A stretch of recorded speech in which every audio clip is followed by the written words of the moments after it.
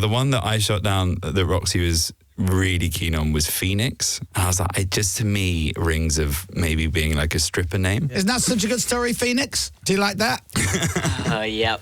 Oh, no! You need to see the handsome face of our guest here. And still handsome, boyish looks on the man that is Mr. Jack Whitehall. Yeah. Thank you. Hello again. Hello. I didn't realise you were on air earlier, and I'm sorry for That's absolutely fine. That's my fault. But coming in prematurely. Here's the thing, Not though. the first time. No, that's it. Thank you. Here's the thing, though. You're such a pro that, you just went into pro mode and you didn't swear, didn't say anything. You know, nothing rude. Even when you hugged me and I went, we're on the air now, you still weirdly didn't hear me say that. But it's also good that I was sort of, my natural self. Yes. It would be bad if, the audience cottoned on to the fact that there was, another version of me and that the mask had slipped. Now then, you big fat... All right, we're live. We're live. Yeah. No, we're not, are we? How are you? I'm good, thank you. Very good. Where have you been? To be here. Where have I been? Yeah. Oh, here, there, everywhere, but mostly locked away in a room this week.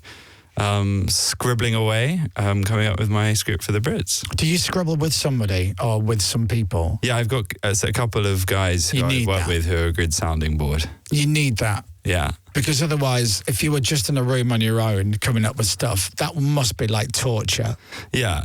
But it's quite a nice process because you write two versions of a script. One that's the realistic script that might actually make it to air, and then one which is this sort of fantasy script that exists if there wasn't an audience and ITV lawyers and if it was just you and the audience, which is always quite fun to imagine. When is the Brits? Universe. It's on Saturday. Okay, and Radio X gets a mention currently in the script. Oh, really? Yeah, you get a shout out. No, it's good. It's when we're doing the award for Rising Star. Oh, yes. Yeah, we say, it's about to find out which new artist is going to get called boring and irrelevant by Noel Gallagher next week on Radio X. Oh, very nice. Nice gag. Yeah. Again, it'll probably be shot down. So I didn't say it this morning. We'll enjoy it while it lasts. See the light of day again. Well, how much is ready to go? How much, 80%, 90%? Yeah, I would say 80-90%, but people pull out, people get replaced. But yeah, it's always a bit of a moving feast, and genuinely it hasn't gone off to the ITV lawyer yet. But I got a very strict email in advance as well, which I thought was a little unnecessary. Are you here next certain week? News events that have been going on over the last couple of Just days. preempting whatever you're allowed to say. And there was, genuinely sending me an email that was just all about how litigious Donald Trump is. I was like, you don't even know what I'm going to say yet? No. It's also a bit of a red rag to a bull, though. I wasn't going to write about Donald Trump. Oh, Donald Trump. They should just send you a list of names, like people who are really cool with having jokes made. They should go, whatever you do, don't say anything about Dave Grohl. So you go, right, I'm going to say something about Dave Grohl. He fell for it. Yeah. Are you around next week? Are you in the UK next week? Next week? Yeah. No. Okay. I fly off on Monday. Why? Could we then, wherever you're going and you get settled, if you're up for it, can we have a Zoom call with you so we can go through all the jokes that you didn't use? Please, can I do that? Yeah. I would love to do that. Because that is the saddest thing about doing these award shows is these jokes that, just never have a life. Because you've got some gold here. I would love to do that. I'm so excited. I'm more excited about that than the show. I was watching... I was just doing a little bit of research on you, which gets easier and easier, obviously, now, because I pretty much know everything about you. But I found, which passed me by, I found an ITV news report from last year's Brits, because you made a joke about Becky Hill. Oh, yeah. And Becky didn't like it. Yeah. And she snapped back. Yeah. But... The audio, and I tried to get the audio inside to play, but it's so beautifully patronising. And basically, it's one of those things where on ITV News, and the Brits are on ITV, and you get asked to host the Brits by ITV, and it's a thankless task. I've always said you do a great job hosting the Brits. I've seen some of the best people host that, and the room is gone within 10, 15 minutes. So people are just not listening. And I keep it for 20. You a good 22. A good 22. And his ITV News basically absolutely digging into you because you made... No. See, I like Becky Hill. I think she's brilliant. I've met her a few times. She's brilliant. the joke was still funny. Yeah, it was still a funny joke. It was just a joke. I know, it's just a joke. She did find it funny eventually. I bumped into her at an F1 event. Oh, Of course I was there. He loves a corporate freebie. And I bumped into her and she was able to laugh about it. It took a year, but some of my jokes do take about a year to find funny. Jack made a great joke about me back in the day. It's a long time ago, this. It's when Channel 4 went a little bit mad and thought, do you know them roasts they have in America? Yes. We should have some of those here, forgetting that obviously we're not very good at making jokes about ourselves. That was a thing, wasn't it? I forgot. And Jack did a lovely joke about me being on the radio and supporting so many bands, but the band I should be getting behind is Gastric. It's a good gag. It's a good gag. You got to applaud it. Got in there early. Wouldn't work now. And it's one of those things where, because I'd never, they'd not really done any roasts like that in the UK. No. It's that thing of like, what's my reaction meant to be? But I just burst out laughing. And I'm like, that's a great joke. And then did you do that? Ooh, you did. You spat out your cake and you took it on your chins and you moved on. Those roasts were funny, weren't they? They just didn't work in the UK. No, Because I in know. America it's like Tom Brady and Donald Trump, and here it was Bruce, Chris Tarrant. Well, that one was Davina. Was it Davina? And I'm like, oh yeah. And I'm like, but everyone loves Davina. How Everyone can loves you? her. Yeah. And then so you like, and I'm not stand up. So I'm like, well, I'll write some bits and bobs. And I'm like, and then obviously there's other people on the dais, so you can continue to make jokes about them. That's fine, but you can dance around it as much as you like. But at some point, you then got to go. So lovely, absolutely adorable Davina McCall. It was. Let's do some jokes about you. And you're like, where do you go? No, it just didn't work. It was all beloved national treasures, and everyone feeling like too awkward to be mean about them, and then Jimmy Carr coming up and calling everyone a paedophile, and it being a weird tonal mismatch. Yeah. Okay, so the Brits on Saturday. You're going to be great. You're going to be good. What do you do afterwards? Like, how do you come down from that? I mean, it's so sad, but this one's in Manchester. And as I said to you before on air, the thing that I'm looking forward to the most is a night away in a hotel. Oh, yeah. Not having a toddler kicking me in the face at 5 a.m. But no, maybe I will. Maybe I will let my hair down a little bit. Couple of bottles of a Lucky Saint and then bed. Yeah. Nice. Relive the student days. Look at you. Go to Fowlerfield, get some turbo shandies, and then hit up Sankey's. What's your pub? The Peveril of the Peak in Manchester. Do you know? It's the one with the lurid green tiles on it. Oh, yes. It's really nice. Yeah, it's great.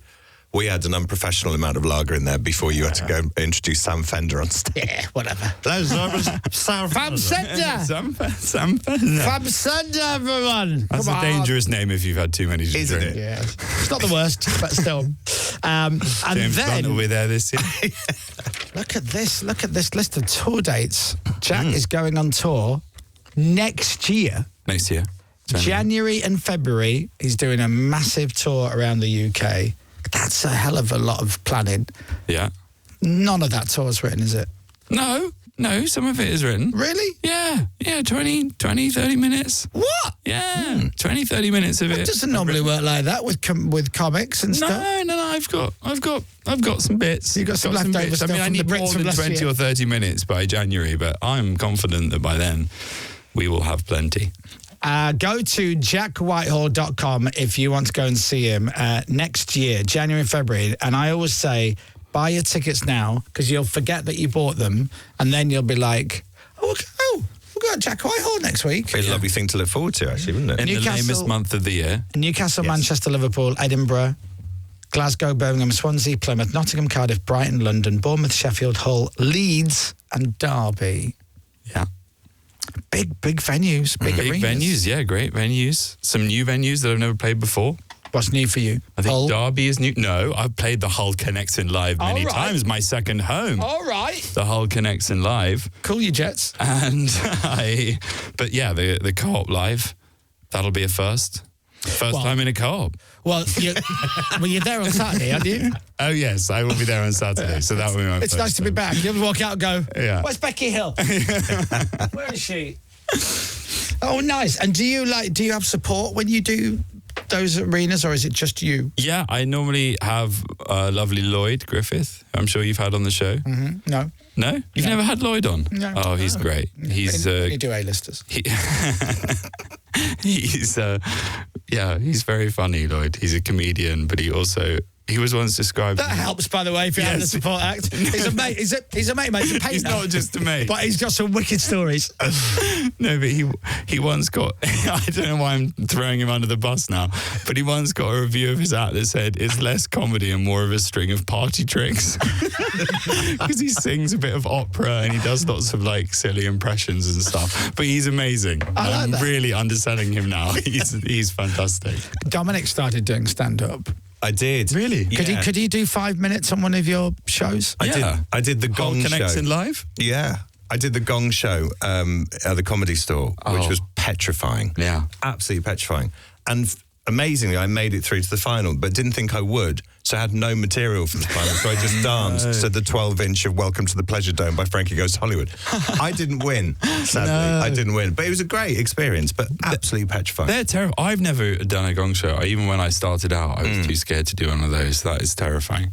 It's the most nervous I've ever been about anything in my life, I think, probably. Even I was nervous. Oh, absolutely. Yeah, you were gonging him off, though, right? Oh, no. Yeah, it was terrifying. Although he did something really good. So it's 3 red cards and you're out. Yes. And so he said, I need somebody from the audience. I need a volunteer. And picked one of the people who had one of the red cards to hold. So the guy left the card and went on stage and Dom. 4 minutes in. Stroke of genius. That's bulletproof. Stroke of genius.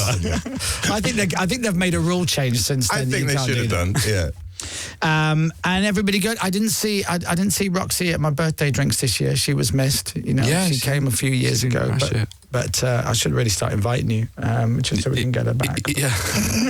And your gorgeous daughter, all doing well? She's doing well, yeah. She features a lot in that 20-30 minutes of stand-up that I have written. I bet she does. She'll feature heavily in the remaining hour. She'll love watching that back in about 16 years' Showing time. it to a therapist in 20 years' time. What's her name again? Elsie. Elsie, which is a beautiful name. It's a beautiful name. I did hear a rumour it wasn't the first choice for a name. No, it was not the first choice. I had to shoot down a fair few names. What did you shoot suggestions. Down?